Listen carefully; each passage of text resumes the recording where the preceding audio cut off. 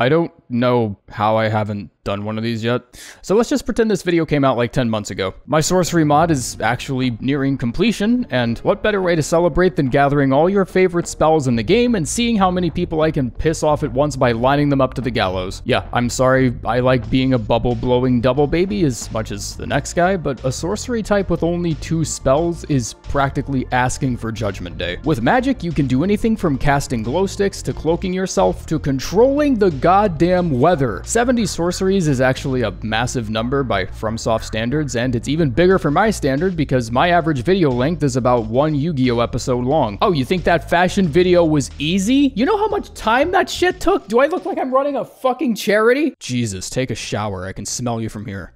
And shave your beard, a bird could nest in that shit. Manscaped is trusted by more than 8 million men across the world for their hygiene products, shower gels, and comfortable ass boxers. That's a big number. And if you've got a beard, then it's probably all over the place and it looks like a moldy carpet someone hasn't cleaned in weeks. Clean that shit up with the Beard Hedger. This weed whacker has over 20 different cutting lengths, all in a single guard, so you don't have to worry about keeping a whole case of attachments for your razor that you'll definitely knock into the toilet at some point. Oh, son of a bitch! Beard hair can sometimes grow in patchy or uneven, and it just looks gross. So a little extra effort is always necessary to keep that mane looking presentable. The Beard Hedger Pro kit also comes with dermatologist-approved beard oil and balm. No parabens, no phthalates, no problem. It even smells like almonds and sunflower seeds.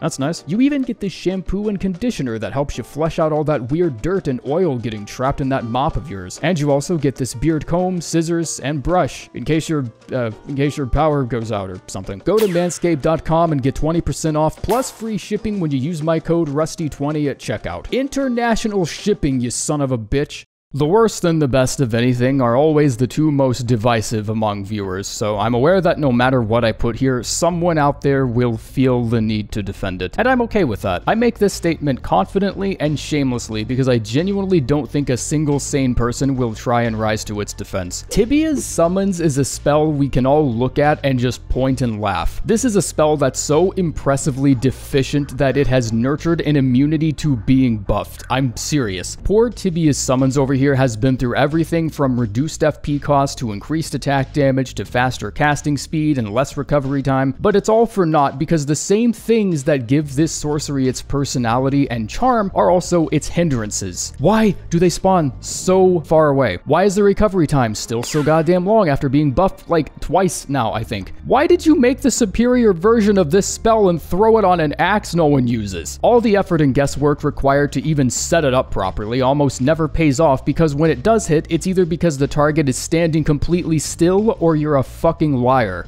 Number 69, Fia's Mist. Not only does Deathblight buildup automatically lock antisocial pariahs like myself completely out of 1/2 of the game experience, but it doesn't work on NPCs, meaning you can't even use it against other tarnished invaders that are scripted to invade you. That means, speaking from a PvE perspective, this sorcery is useless by literal definition. That is a fact. This could have had just a little extra power behind it, maybe a gradual damage over time effect, or at least something, but sadly, its one single feature is to rack up those death points in PvP. I'm not even sure how good it is in PvP because I've never fucking used it. Dunking on Deathblight is so commonplace in the community that everyone should already know by now there are plenty of better options and utilities. I'd rub my balls with this spell, but I'm pretty sure I'd lose my Manscaped sponsorship. Number 68, Starlight. Look, I'm not judging. If you'd rather have this sorcery on you than carry around the lantern because you feel like role-playing as Hermione or some shit, then don't let anyone stop you. But just because it's slightly brighter still doesn't mean the latter isn't the more efficient alternative. It's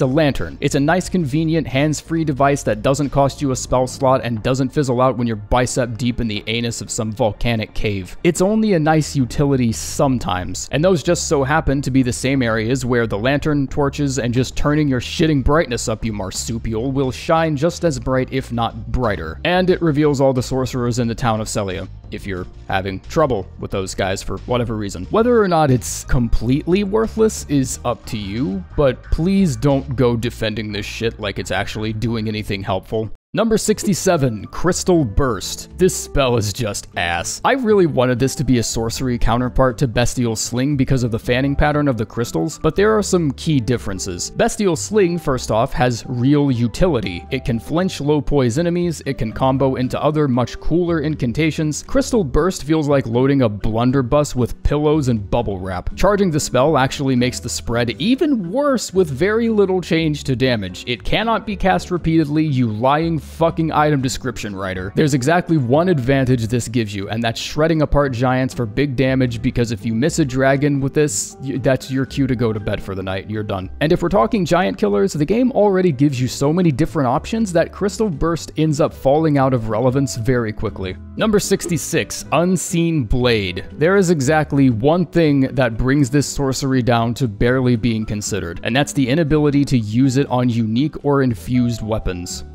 Fuck you. Not only that, but the effect technically counts as a weapon buff, so you can't even buff your weapon without overriding the effect, meaning it's another PvP sorcery. I guess you can chameleon up your weapon or use it on a whip if you want to mess up your opponent's ability to space out dodges, but that's me really straining and trying my hardest to think of any advantage this could ever give you. That's it. That's the only one I can think of. So if you want to slap it on a long boy like the pike or the Nagakiba, then I guess you can do that. But if you aren't using any weapon like that, you're so much better off just forgetting you ever ran into this spell in the first place. Number 65, Frozen Armament. Doesn't work on infused weapons, doesn't do extra magic damage, and offers honestly negligible status buildup while competing with Freezing Mist, Chilling Mist Ash of War, and just buffing your weapon with Freezing Grease. 63 frost buildup per attack is more pointless than going deer hunting with a tuba. At the absolute least, it could be made to work exclusively on cold infused weapons to give the buildup a nice boost, maybe, but even then you would still be ignoring much better frostbite options. It uses 20 FP, which is just hilarious because that's the exact amount the Freezing Grease gives you minus the FP investment, and both Chilling Mist and Freezing Mist can be found in the exact same location, so you don't even have an excuse to use something else. This game is practically urging you to ignore it. Number 64, Eternal Darkness. I'm sure someone thought this was a good idea on paper, but once it was fully implemented, I feel like that person got too carried away with sticking to their guns and acting confident, when they should have just taken the L and admitted they didn't know what on God's green fuck they were doing. This sorcery could have been good, and whenever I think about the potential, there's a massive well of disappointment that starts festering in me somewhere. I'm convinced this just doesn't fucking work. It doesn't pull in Holy Sword waves or help out with Elden Stars, it barely pulls in any of Renala's spam sandwich, doesn't work on rings, fireballs, or any magic outside of basic rudimentary spells, and anything it isn't literally touching usually just speeds right past it anyways. You have to be literally standing right behind it for this spell to do anything of value. Why do you find this in Caelid? Why couldn't you have just set it outside Rhea Lucaria as a means of hinting to us that we're free to throw it in the trash by the time we're finished? Number 63, Oracle Bubbles. Sometimes we put walls not to block people out, but to see who has the balls to walk around them. And in Elden Ring, that's fucking everyone. I've seen a few people online advocate that this spell is marginally useful when you're being pursued, but I would like to add to that, only if the enemy pursuing you is large enough to not give a shit about the consequences of walking through a wall of Irish Spring soap. The diagonal spread is reasonable enough, and human-sized mobs of all kinds are liable to catch a glancing blow from one or two if you position yourself in a way that forces them to, but I've seen smaller enemies like basilisks and demi-humans just limbo right underneath that shit. Barely an inconvenience. Whatever the case is, you're almost always better off launching the Fat Man bubble and letting it do damage instead of wasting what feels like an hour in the casting animation only for whoever you were aiming at to fly above them, or shield tank through them, or just walk to the right. Number 62, Founding Reign of Stars. Whenever you see someone whining in a forum about how FromSoft hates intelligence users, sorceries like this are usually what piss them off. Founding Reign is one of the 3 legendary spells, and it can barely be fucked to drag its ass out of bed every morning to earn that title. Primeval sorcerers were too busy blowing stars out they ass cheeks to stop and consider what this sorcery should and could actually do. It serves no purpose. I can't think of a single thing another sorcery can't do better. I guess you can think of it as a curtain of protection around you if you want to heal or buff or go and get food or something. The wind-up certainly gives you plenty of time to do whatever you want. This is a spell you just look at and think, wow, that's getting buffed in the next patch. Except it didn't, you fucking blowhard. They nerfed it. They nerfed it in 1.09. Why? Who made this decision? This is a legendary spell that sucks shit. And it just got nerfed! Number 61, Briars of Punishment. This one honestly kind of makes me sad because the whole point of the two aberrant sorceries is that you're supposed to use them in tandem to maximize your damage and make your casting quicker. But there's no ignoring the fact that when you isolate them, they're far less than the sum of their parts. The aberrant sorceries are already malnourished quantity-wise, so it's a pretty ballsy move to take what's basically the same sorcery and split it into goes far and doesn't. This shitter requires 21 faith. Are you serious? What is wrong with you? If I ever plug any amount of faith into a sorcery build, it's gonna be because I want to share with the world my delicious hot sauce recipe. Do yourself a favor, go pick up the Gelmir staff. Sometimes holding on does more damage than letting go.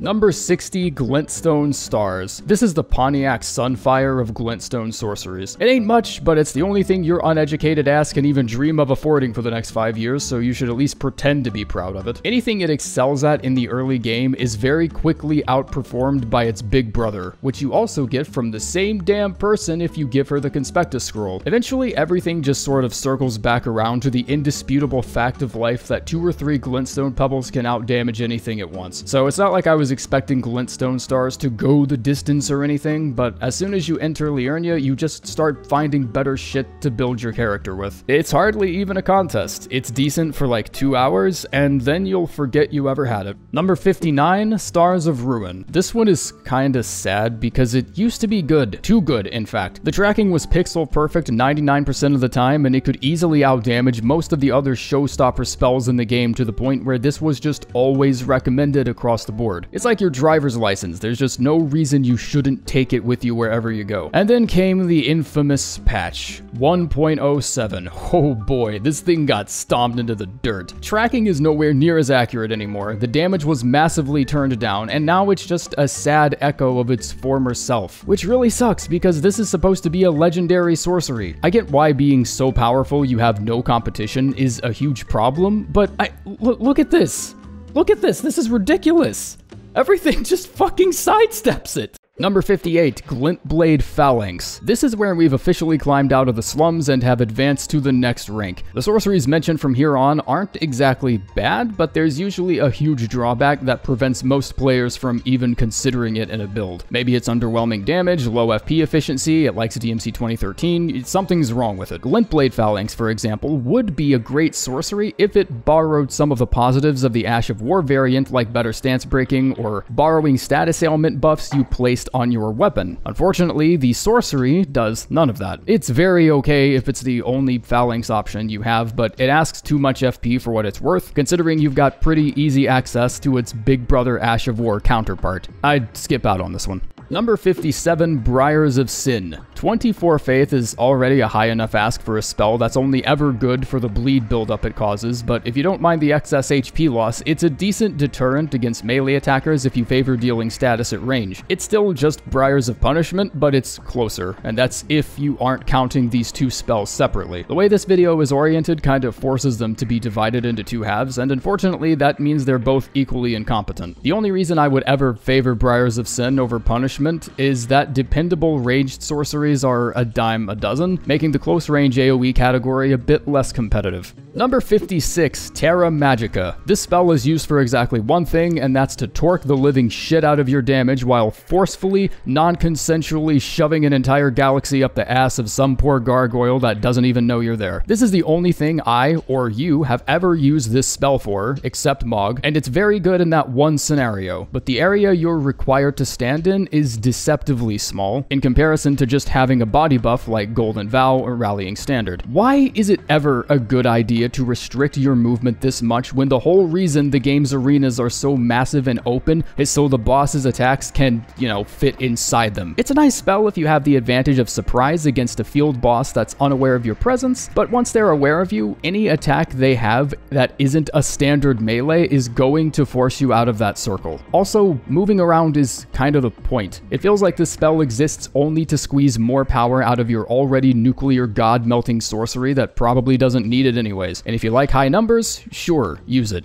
If you like playing the fucking game, maybe don't. Number 55, Rancor Call. This sorcery spends a good 80% of the game struggling to outdamage bumping your knee on the edge of your desk, but invest enough intelligence and faith into it and get to the end game where those flat resistances don't mean shit, and suddenly that little spud gun turns into a boss-melting Harrier Strike. The reason multi-projectile spells like Rancor Call suffer so much is that everything in Elden Ring has something called flat defense. This is why you see a lot of sorceries like Star Shower and the Phalanx spells suffer from piss damage during the beginning but get noticeably better later on. I say this knowing it absolutely affects Rancor Call, and I still don't think it's an excuse. It's okay for setting up spell combos if you're using it specifically for stun purposes, but it still ends up being outclassed by Ancient Death Rancor later on. Number 54, Explosive Ghost Flame. Most death sorceries will be relatively close together because although some of them are really good, the double int faith requirement is enough to render most of these inferior to something else that's better. Explosive Ghost Flame, for example, requires 42 intelligence and 30 faith. That's fucking cracked is what that is. You're out of your mind if you think I'm investing in that. And for what? So I can white out my screen and flashbang myself? This sorcery needs to be part of a combo for it to land. You're just gonna piss yourself off if you try to land this solo. This was given so many buffs in 1.07, and I still don't feel like it's enough to consider using unless it's in a death-themed sorcery build, where the Rancor spells can keep things still for long enough to actually receive the hit. Frostbite build-up is kinda decent, but don't expect show-stopping performance out of this unless you're into min-maxing. Number 53, Crystal Release. I've had some good moments with this spell, I really have. I've melted dragons with it, I've kept invaders at bay while healing or buffing myself, and it has spell combo potential against a still or slow target. But every one good time I've had with it is enormously outweighed by the 10 times I've been like, oh my god, are you serious? You're like 5 fucking feet. You attacked into it and didn't get hit by it. It does good damage, it just has to feel like it, you know? If you can ever motivate the bullet emitter to get off its ass and fire something that travels more than 2 inches in front of your goddamn face, hitting something with it feels extremely satisfying, but that's only due to the sheer likelihood of any significant damage being done in the first place. Get yourself a spell that's both satisfying and high damage, like Cannon of Hema. We're gonna be talking about that bitch later. Much later. Number 52, Glintstone Arc. The starting astrologer class gives you 2 sorceries. One of them is extremely viable that only increases in both damage and utility as the game throws more shit at you, and the other one is a Duelist Moonblade for poor people. I've never used this outside of capturing footage occasionally when I mention it, and every time I mention it, I'm like, god damn it, now I have to boot up the game and poke people with this thing for 5 minutes. As you begin using this, you start having small panic attacks thinking about how many enemies this game actually expects you to deal with at once, and then 3 hours later, when you've used the spell a grand total of like 6 times, you reflect on it and realize the very first ruins area that had 30 guards in it was pretty likely made to demo how cool the Glintstone Arc looked. There's such a massive abundance of wave magic out there that this one ends up being the first to fall to the wayside. They had so much of this kind of magic, in fact, that you can dig up unused projectiles by just randomly entering 6-digit numbers in the regulation bin. Did you know this arc projectile was supposed to be a part of Taker's Flames at one point? There's too many of these. I'm pretty sure I killed a bird with this once. That's about it. Number 51, Lucidity. Ah yes, finally, I have the perfect tool that'll help me kill that fucking crab in the snowfield. It alleviates sleep and madness, which means this might actually help you a shitload in frenzy builds where you're constantly on the brink of proccing madness, and it looks kinda cool. I'm officially out of positive things to say about Lucidity. It really sucks that one of the only Karian spells focused on support ends up having such a niche utility that it's completely ignored in almost every playthrough that doesn't involve frenzy incantations. The madness enemies that are in the game are generally very easy to play around, and even if they weren't, you've got clarifying boluses, law of regression, and a bunch of other shit you can use to deal with it. Number 50, Unseen Form. Lasts for 30 seconds, so even if I do tell you it's great for exploring the Ordina Everjail, don't get mad at me when it suddenly runs out mid-stride and you end up getting zapped. On the plus side, the intelligence requirement is extremely low, making it good for bypassing pretty much anything you don't really want to fight, although it doesn't completely remove the possibility of you being detected. You still make sounds, so crouching is still necessary. You can't just run by shit because you're late to a therapist appointment. Additionally, if you're close enough to something, they can still aggro even if you're sneaking by them if you're in their line of sight, making this yet another extremely niche sorcery that only ever sees use in certain parts of the game, or on sneak builds. but who the fuck uses those? Number 49, Freezing Mist. It's a bit on the underrated side just because people expect this to be a counterpart to Poison Mist, where you stand behind something and watch whatever's in the AoE gaslight themselves into literally ignoring hypothermia. But it's actually a little more than that. 120 frost buildup is pretty decent. It still may take 2 or 3 casts to actually proc something, especially taking frostbite resistance into account, but it gets the job done pretty reliably. If you feel like this spell doesn't do anything, don't worry. I remember spending way too much time thinking about why this sorcery sucked so much ass and why I couldn't get it to work before realizing I was trying to proc frostbite on a fucking death bird. Just test it on some other targets first. I promise this spell isn't useless, it's just kinda slow. And niche. And you should probably be using Moonblade anyways. Number 48, Roiling Magma. I'm 90% convinced this sorcery is mechanically broken, and someone on the team is waiting for me to mention it in the video just so they can fix it and make me look like a moron, so here goes nothing. Roiling Magma is great when used properly, and you use it properly by firing it at the ground and pulling people into it with gravity spells, or just predicting where someone's going to be and planting it there. This wouldn't be too bad if it weren't for the fact that landing direct hits on enemies just cancels, it cancels the whole thing. No explosion, no lava pools, no confetti or fanfare or any of that shit, just a fraction of damage and a big middle finger as a reward for your accuracy. I don't care if someone on Reddit is gonna tell me I'm not using it correctly. Why does this happen? Why doesn't it just explode sooner? Or, you know, explode normally? Number 47, Magic Downpour. Much like Crystal Release, this one is only ever useful if you plan on hunting giant enemies. The projectiles are slower, but that actually plays a bit to your benefit because that essentially means longer active time per bullet, and therefore a higher chance of each projectile actually doing its job and hitting something. The 18 intelligence requirement fools you into thinking it's a beginner sorcery when in fact it deals most of its damage during the endgame with a higher intelligence investment. None of what I just said does anything to pull this spell anywhere out of low C tier for me, but it's got its perks. Number 46, Meteorite. It's long been a trend for RPGs like Elden Ring to give you this shitty magic spell near the beginning, just to have an excuse to hand you a much more tuned up mega variant of the same ability. It's not the worst approach to developing sorceries, I guess, but it starts chewing up space in the magic pool really quickly if that happens too much. And it happens too much. Meteorite doesn't even need to be a spell, honestly. The one we get from Estelle is more than enough. It's not terribly deep into late game territory. You could probably take him down at level 90 or 100 if you really wanted to. The meteors have dog shit tracking, if any, I can barely tell. It's only good for larger enemies, and its utility is ultimately outclassed by lesser sorceries that don't ask for nearly as much FP or intelligence. But if you manage to wedge yourself underneath the ballsack of a dragon, it's one of the best sorceries you could be stuck with. Number 45, Glintstone Ice Crag. How fast is this spell? Not very fast. Sorry, couldn't think of a joke. Just use Great Glintstone Shard if you're looking for efficiency. If you're looking for a Snow Witch build, this honestly isn't the worst spell you could get stuck with. That title belongs to Frozen Armament. Using the Snow Witch hat can squeeze a little extra bite out of it, but it'll never really do anything that's that spectacular. The Frostbite buildup is in competition with so many other sources of it that depending solely on this sorcery for status, just because you can cast it repeatedly, is not a big brain move. That doesn't mean it won't reliably hit dodging targets, since dodging is usually synced with when you cast, instead of when the bullet is right in fucking front of them. It can be useful, but it probably won't. Number 44, Ambush Shard. No idea why this doesn't get boosted by Staff of Loss, but just because I can poke people in the ass if they're carrying shields doesn't mean it should be a mainstay. It's really good at what it does, which is pissing people off, including me.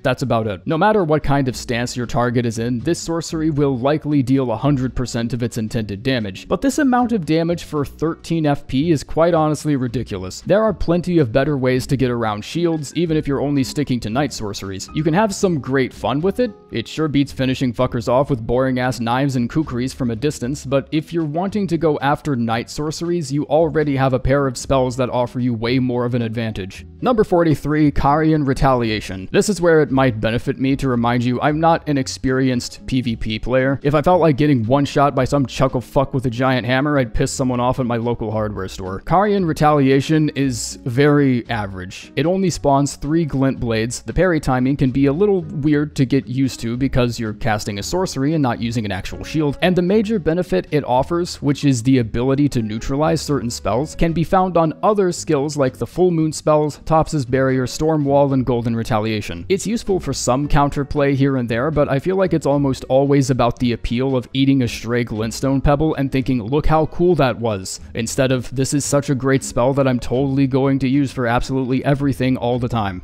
Number 42, Comet Azer. You better hope to God whatever the hell you're aiming at is standing still, because if this isn't your main opener, then you might as well just give up on making it work. Even calling this sorcery overrated is overrated in and of itself. It's the Reddit spell, it's the big numbers spell. You only need to use this if you're running low on internet attention and feel like showing people on YouTube a 2-minute video of you just eating 37 buffs and then nuking a child toucher. And at 60 intelligence, this power glutton also demands 3 of your spell slots, which is almost never worth. I'm sure it's great if you use Hidden Tear, Terra Magica, and have Magic Scorpion and Branch Swords using Lusat Staff with 90 intelligence on the second Thursday of May during a solar eclipse, but who gives a pair of fucks about all that when you can, you know, play the game? Number 41, Gelmir's Fury. This sorcery is in a much better place than it used to be now that the casting time and projectile speed have been buffed over the months. The magma pools dissipate much quicker than the other magma sorceries, which kinda sucks because you can no longer give the floor a fresh coat of paint and then get someone's attention and force them to walk into it. It is a great way to claim space around you if you've just finished a repost on someone. If an invader tries to get back up and continue attacking, they'll pretty consistently end up taking more damage than you in that exchange. Fire damage is also a wonderful resource that literally melts everything that isn't made of steel, so if you're a sorcerer and your fire damage options are something you can count on one hand, you might as well start taking advantage of it. Number 40, Thops's Barrier. This spell fucking pisses me off. A sorcery that's this cool and has such an amazing backstory that reveals what bitches the higher-ups at the academy are should have at least been given to a sorcery that can be more functionally ubiquitous. This is the better deflection spell, the Chadmium to the virgin that is Eternal Darkness. Better area control, longer uptime, works on more projectiles, it's just better. It trivializes Elden Stars, like I mean trivializes it. I love pulling this spell out during the Elden Beast boss fight and just watching Elden Stars get women's college volleyball varsity spiked right into the fucking floor, and it kills the spell immediately. And I have a little hearty chuckle to myself every time I see it because it is funny. Does that mean it's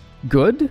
Well, yeah, it's really good at what it does. The animation keeps you in the deflecting state, meaning you can't really do anything else when it's up, and it's good when you know you're about to get hit by something, making it marginally better than Eternal Darkness, and in rare cases, even better than Carian Retaliation.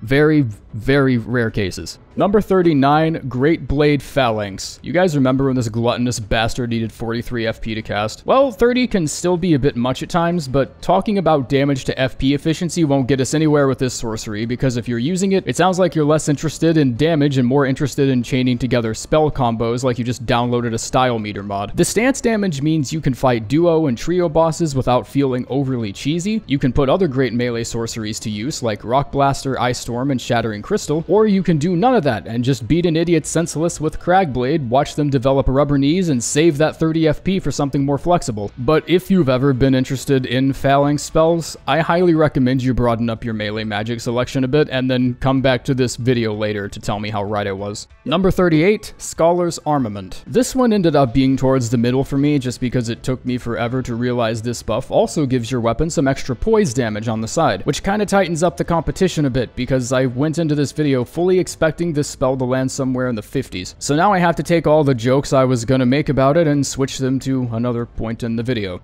I'll just put them on Frozen Armament. No one gives a shit about that spell anyways. Scholar's Armament is a sorcery nobody ever thinks is good until they actually see the difference it makes. Flat damage bonuses are downright illegal in the first half of really any Souls game. Bloodborne works the same way. Anytime you wanted to take a mental break for the next 10 minutes and turn the game into a lawn mowing simulator, you just slap on some fire paper and enjoy your free ride to the next area. Sadly, infusing weapons is still probably the better choice 80% of the time, because those flat numbers will only get you so far until exploiting some degree of weakness starts becoming a requirement to push on. Number 37, Night Maiden's Mist. Let's go ahead and recognize that we've entered the second half of the video. No matter how hard I dunk on any of these sorceries moving forward, every one of them can be at least considered good or usable to some degree. Maybe not universally, but consistently enough to be looked at for most builds. Okay, now with that out of the way, Night Maiden's Mist is the weakest shit in the world. How the hell do you expect me to do zoning properly if I keep running into them and inhaling my own toxic fart clouds? I'm serious, there better be a good reason for that shit, or I'm prank calling Miyazaki right now. The damage is respectable, and if you're fighting in an enclosed space like one of the dungeons, you'll pretty much force whoever you aggro to walk right through it. It's great for invasions because apparently it helps with dislodging campers and rune farmers. I wouldn't know. My mom actually loves me. Number 36, Renala's Full Moon. Great for an opener against tough bosses and for transitions in between phases. The buff lasts long enough to get through a hard enough boss fight in one cast if you're not a lobotomite. It has just enough tracking to barely miss whatever it's aiming at, but luckily the blast radius is large enough for the damage and the debuff to usually go through, making this sentence absolutely pointless.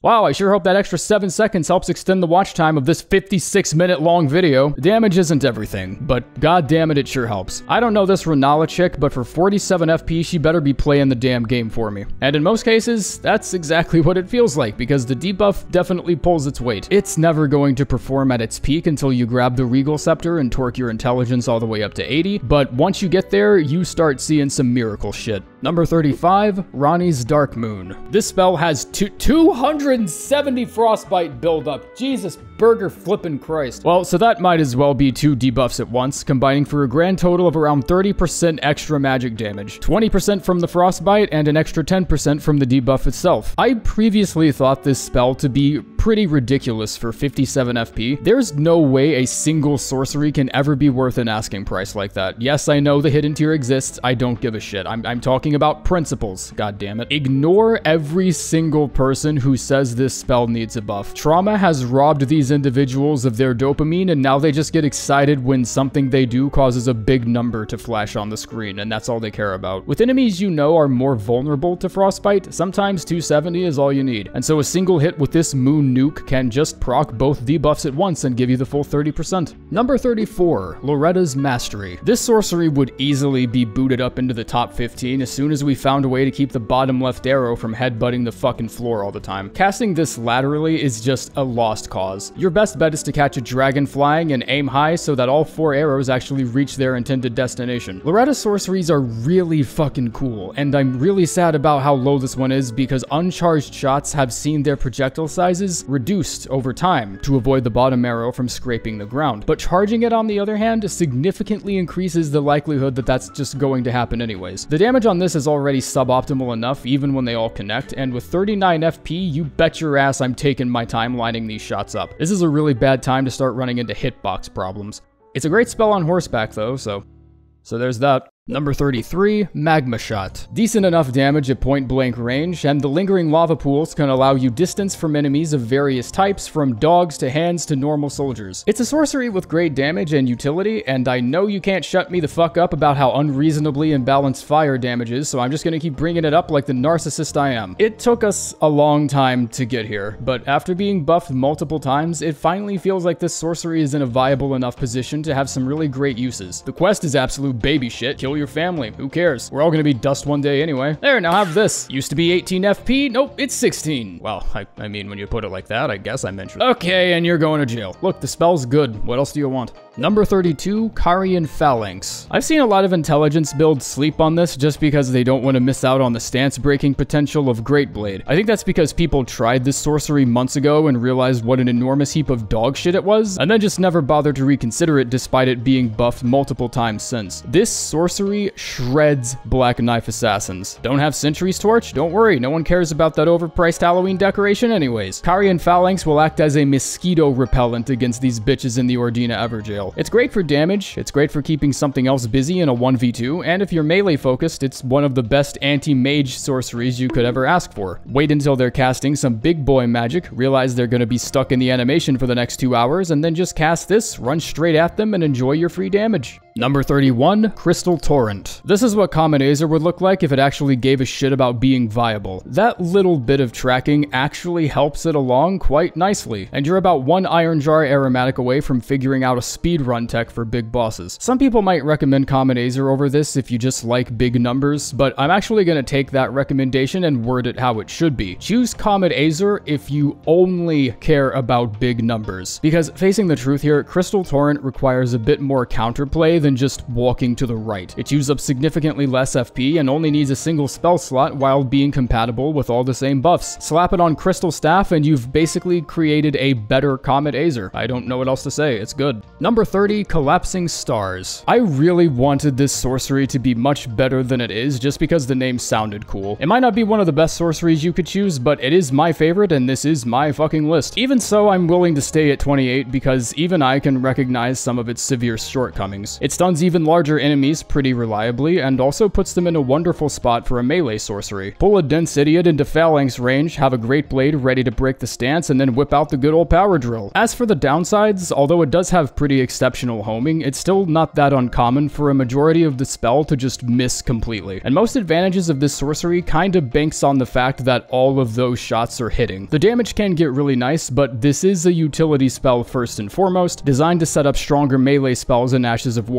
So if you feel like this spell is dog shit, try using it like that first. Number 29, Scholar's Shield. A bit boring, but the fact that it works with unique shields gives it a massive advantage over shield grease and shield infusing. This is hands down your best option for guarding and counter-attacking builds. People tend to think that because the spell itself is cyan colored, it only works with magic damage negation, and although that is the best type of damage it helps with, it also gives you 30% extra damage negation of all types when guarding, on top of 25% more guard boost ability. This is the shield buff, like nothing compares. Feel like the fingerprint shield nerfs back from an earlier patch fucked you over? Well, you can double dog fuck over the patch by applying this simple Wingardium whatever the hell to your fingerprint grade shield and return to Cancer Land, you conniving little shrimp. Number 28, Shattering Crystal. The only crystal sorcery I think a lot of people use in builds that are actually serious, as well as being my favorite crystal spell. You can straight up one-tap bitches from melee range if they get silly. If it isn't something heavily armored like a Crucible Knight, it's just going to get eviscerated. On very rare occasions, the RNG of the bullet spread will be extremely nice to you, and you'll get point-blank damage from a cast that was a good 10 feet away from whatever you were firing at. Obviously, this can also work against you on equally rare occasions where you can literally see the pores of someone's skin and only blast them for around 300 damage. Thankfully, this is very uncommon. It's still consistent enough to have lots of great advantages, but the few times where it doesn't work as intended will have you feel like pulling a grocery bag over someone's head and punching them in the face. Number 27, Shatter Earth. This one has always made me a little conflicted. On the one hand, this can be followed up with any phalanx spell, and the amount of damage it ends up doing against stance-broken targets is just stupid good for 10 FP. But on the other, trying to score a direct hit with this sorcery in any other situation is so abysmally, uncomfortably hopeless that you're better off literally just throwing down all your weapons and just punching someone to death. Sure, you can save it specifically for critical hits when you've chewed up the enemy's stance meter at range, but guess what, dumbass? Now that motherfucker's 100 feet away and your goofy ass is sprinting towards him frantically, pressing the up button because you keep 9 spells slotted and only use 3. Meanwhile, you've got access to all the phalanxes, Shattering Crystal, Magma Shot, Bestial Sling, Dragon Claw, Dragon Maw,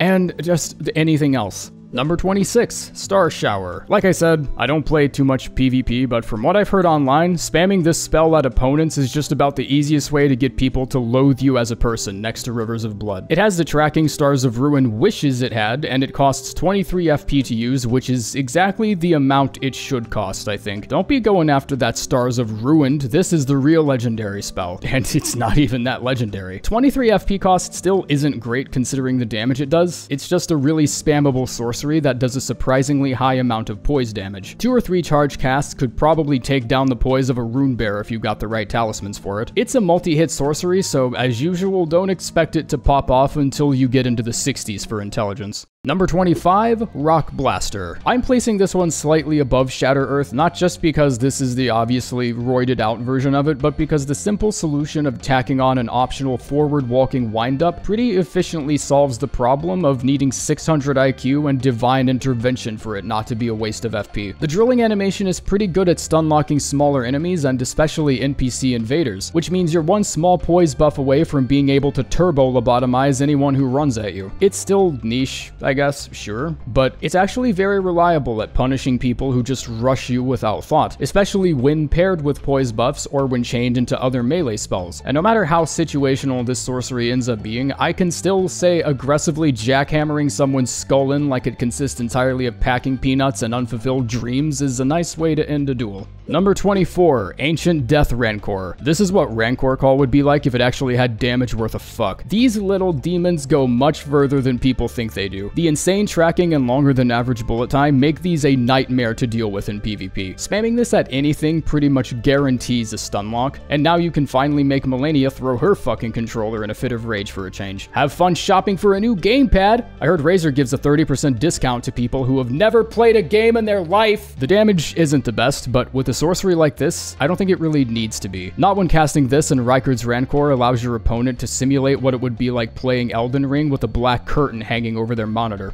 Number 23, Carian Greatsword. The most inferior of all Carian sword sorceries, and it still slaps your ass till it bleeds. A lot of melee casters tend to have trouble choosing between this and Gavel, but I think what ultimately matters is the kind of moron you're looking to hunt. If you're after breaking someone's kneecaps, I would almost always choose Gavel, because the first swing will sometimes break stances, leaving your opponent open to being extra pancaked by the follow-up. I personally prefer Greatsword because it's able to deal heavy damage, while the width of the swing makes it better for crowd control, and the slightly delayed casting speed can really punish aggressive enemies with shitty poise like the Omen and Leyndell Sewers. The casting animation is virtually indistinguishable from Adula's Moonblade, meaning you can psych people out in duels by first casting Greatsword and then switching to Moonblade, and they likely won't expect the slash projectile unless they're really paying attention. Number 22, Rykard's Rancor. This is the second most underrated spell on this list. If you're not unlucky enough for the sorcery to immediately take a nosedive into the floor, then you basically have the benefit of nothing touching you for like the next 30 seconds. Fire damage in and of itself is a great utility, there it is again, because if you're a sorcerer, then you're taking advantage of almost none of it. This makes the mountaintop area a cheese goddamn sandwich, because everything minus the fire monks is just gonna piss themselves shitless when they're hit with anything fire related. Deathrite birds get vanquished by this, avatars get burned alive, Borealis doesn't know what the fuck's happening, and it even helps out by providing healing cover in NPC fights like Okina and Vike. If you're a sorcerer that's allergic to making good decisions like investing in faith, reconsider how you're living your life. I'm not giving you tax advice or telling you to invest in Rusty Coin, I'm just telling you how great a sorcery this is and how tragic it is that you're missing out on it just because you want to torque your intelligence up to 80 before you hit the endgame. Number 21, Comet. If it lands, it'll ruin that fucker's day. If it doesn't, you'll ruin your own day because you now have 24 less FP. Yeah, this son of a bitch needs 24 FP per cast. That should be fucking illegal. Why does such a rudimentary spell need to have this many upgrades? Pebble was good for early game until you find GGS, then GGS is your go-to for a while until it eventually gets replaced by Comet Shard.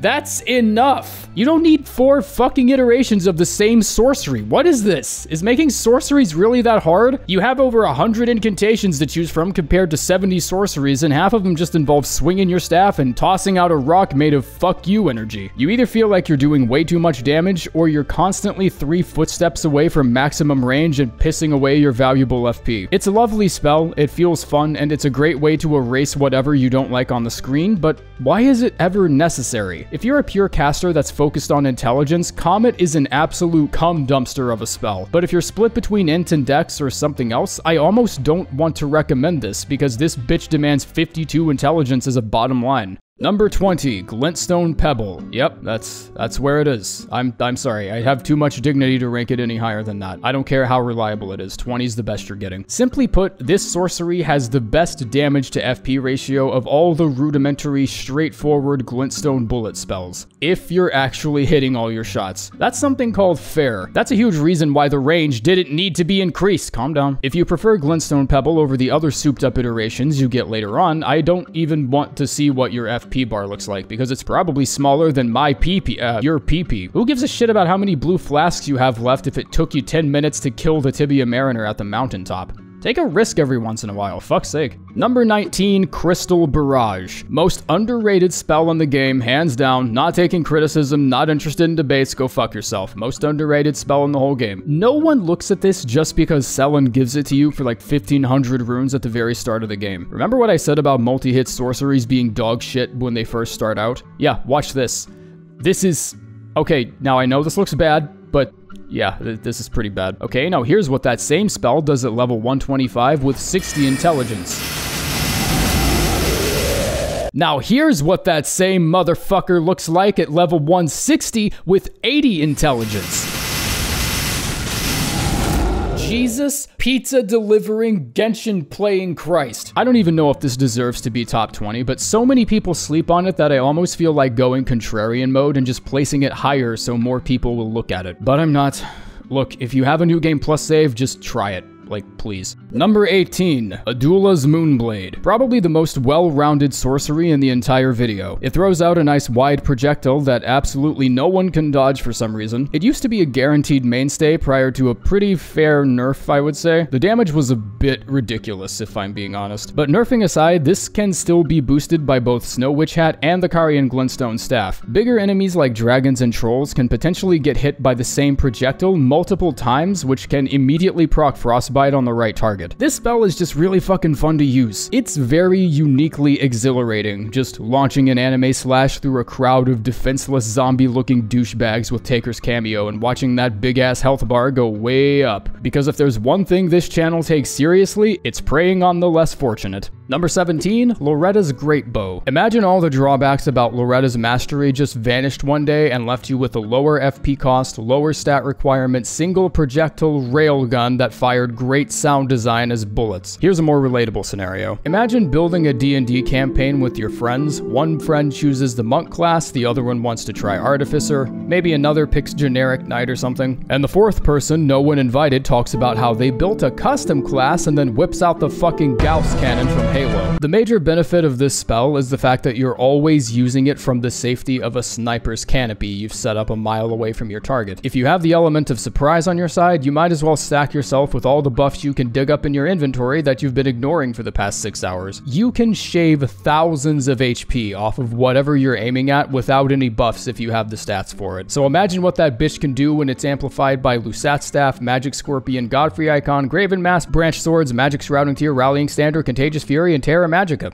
Number 16, Gravity Well. I favor this one over Collapsing Stars because even if the former can rack up more damage, the tracking on Gravity Well, in addition to it being one simple projectile, makes it much easier to consistently score hits with. It's a nice, reliable, low FP crowd control option that deals wonderful damage with high intelligence and doubles as a nice setup for melee sorceries like Gavel and Piercer. People always underestimate the pull this thing has, making it extremely fun to just bait fuckers around the sides of cliffs and yank them down to their impending doom. The slight delay after the cast means most if not all enemies that can dodge will dodge at the exact wrong time that allows them to still take the hit. You cannot avoid this thing. Being hit by Gravity Well if you're an NPC invader is as certain as tax season. It's fast, it's dependable, and with Meteorite Staff you'll never need another spell. Number 15, Gavel of Hema. Finally, now I have everything I need to complete my Judge Judy cosplay. At a first glance, one could easily draw the conclusion that Gavel outpaces the Carian Greatsword in damage, speed, and stance breaking, and at a second glance, those conclusions remain correct, which is really funny because the whole point of this spell isn't even straight DPS, yet it's probably one of the better damage sorceries, at least in the melee column. Ever since that casting speed buff it got a few patches ago, this has become a mainstay in pretty much every sorcery character I have. I'm so glad we've grown past the early Dark Souls way of creating sorceries, where you just cast 35 different iterations of Soul Arrow. Mages get a fucking hammer in this game. Did you understand the gravity of what I just said? Mages running around with fucking hammers! Number 14, Glintstone Comet Shard. And since this video is already long enough, I'm just going to make this one a double feature and just go ahead and put GGS at 13 because they're the exact same goddamn spell and I'm tired of pretending they aren't. You can either kill shit or kill shit but with extra steps. GGS travels slower, but they both have almost exactly the same range. Comet Shard, however, has slightly shittier tracking, having a homing angle of 25, while the GGS clocks in at 35. And I'm literally comparing the two bullets in the regulation bin, so if you doubt me, then just know I'm reading from the fucking encyclopedia right now. The only reason I would rank Comet Shard lower, despite dealing more damage, is that traveling slightly faster while having shittier tracking just means it's more likely to miss. And that's not a risk I need to be taking when I'm already giving up 17 FP per cast. Number 12, Zaymor Ice Storm. I have a busy life. Not a lot of spells out there allow you to multitask, which is why I'm thankful that all I need to do is wind this up and I'm free to watch a couple more episodes of Chainsaw Man, waiting for it to finish. And if you thought my review of your mom's sex life was disagreeable, you should hear my opinion on the spell. I'd say buffing the casting speed would be a nice step in the right direction, but that's completely ignoring the amount of damage it does. Just because it's slow doesn't mean you can't use it strategically. Break someone's stance and cast this when they're right next to you, and then watch them roll around like they've been sentenced to life in prison and the judge just ordered them to break dance for their freedom before having 3,000 damage shoved up their ass. Oh, and it also deflects pots. Number 11, Cannon of Hema. I have a busy life. Not a lot of spells out there allow you to multitask, which is whatever, just buff the fucking cast speed. Jesus Christ. You like Giant's Flame incantations? You like throwing giant fireballs but don't feel like dedicating 2 slots to it? I've got the spell for you right here. Only 25 intelligence, faster speed, bigger bullet size, and blast radius, and all while being just slightly harder to dodge than people think it is. The bullet size is actually so massive that if something taller than you rushes you, this is just about guaranteed to explode point blank. And in case you didn't know, that's fucking everything. And I hear people saying, what if I'm in the catacombs, you idiot? It's just gonna hit a wall every time I cast. It was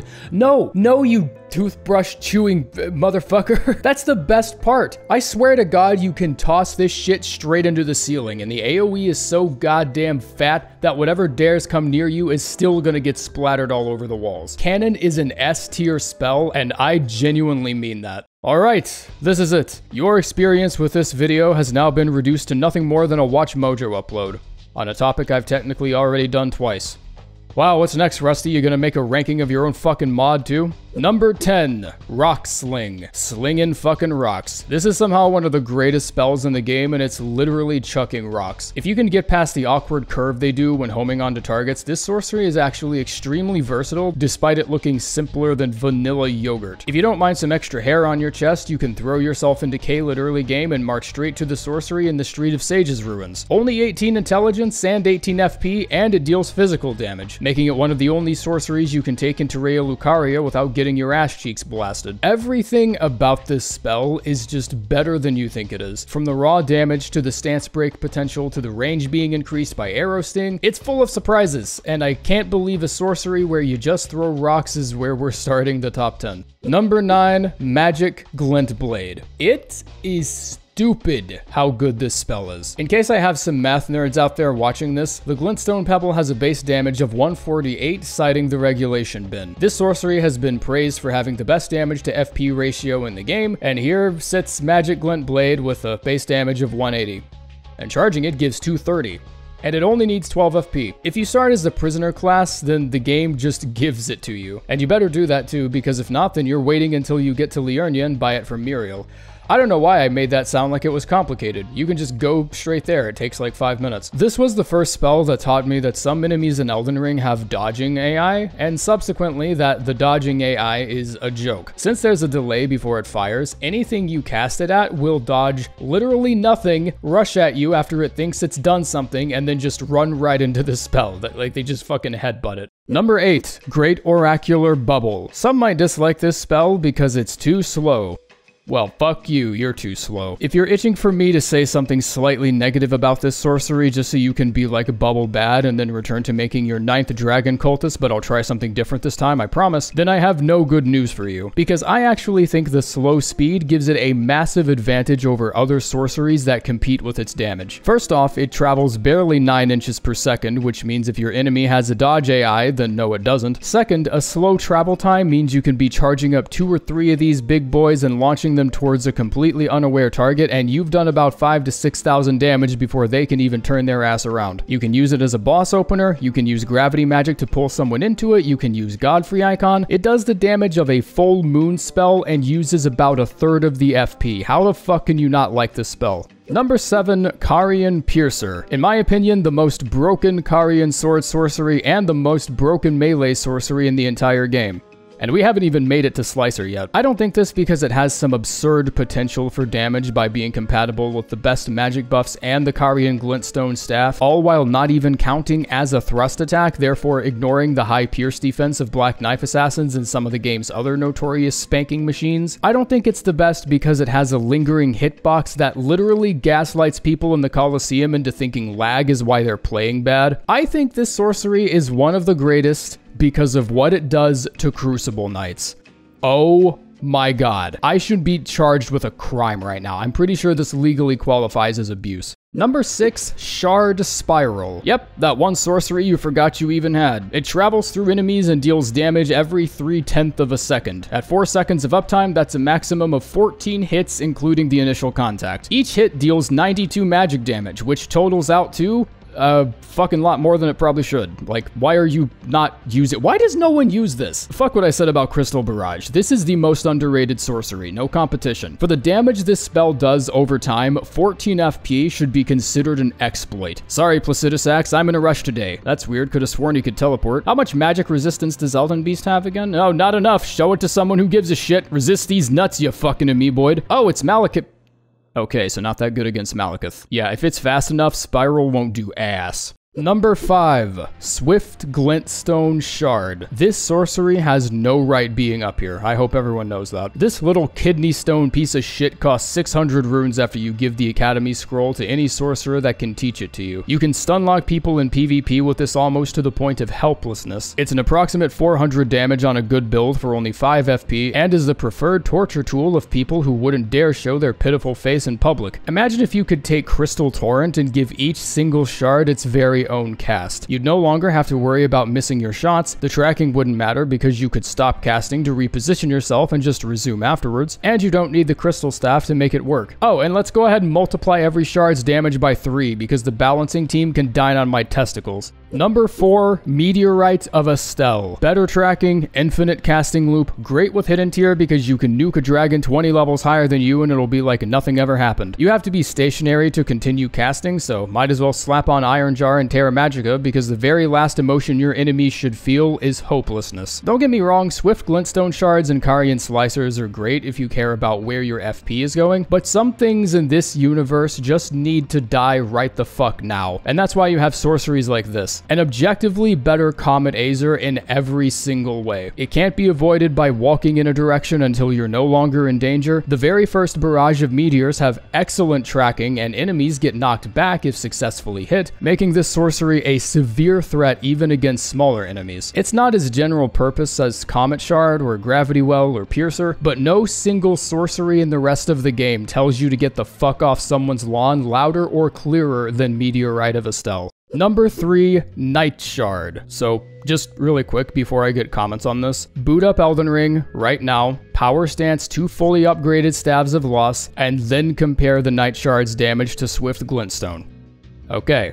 That's why this is ranked higher. Under these circumstances, Night Shard has damage that directly competes with Glintstone Pebble while having the cast animation and speed of SGS, which is fucking infuriating. Even a basic spell like Great Glintstone Shard still has no problem out damaging this, but if it's really efficiency you care about, then Night Shard should almost always be getting the edge. The FP cost is 7, which means while power stancing Staves of Loss, it has all the FP efficiency and damage of Glintstone Pebble, but with twice the speed and the added benefit of being undetectable by dodging AI. This means as long as you aren't sitting in your chair backwards facing the wall, every single shard you cast will very likely hit its mark. It has no reason not to. Night Shard sharts all over the competition, and that's why it's number 3. Number 2, Carian Slicer. This sorcery has achieved levels of ridiculousness I previously didn't think was possible. 180 magic damage per cast, and this thing has the speed of a dagger. You can buy it for like 1500 runes, gets boosted by Carian Glintstone Staff. This motherfucker uses 4 FP. You have a jump attack, you have a running attack, and a roll attack. The only thing it's missing is power stance compatibility. Why would people ever use a weapon like Moonveil when shit like this exists? It's compatible with Winged Sword talismans and every single magic buff you've heard me list off somewhere in this godforsaken feature film. Best FP efficiency sorcery in the whole library, easily the highest DPS of any melee sorcery, and I still see people asking for a buff. That's how you really know how high your bar is. Carian Slicer can single-handedly carry you on its back for the whole game and even bicep curl you a few times for style points. And you'll still have people taking notes and being like,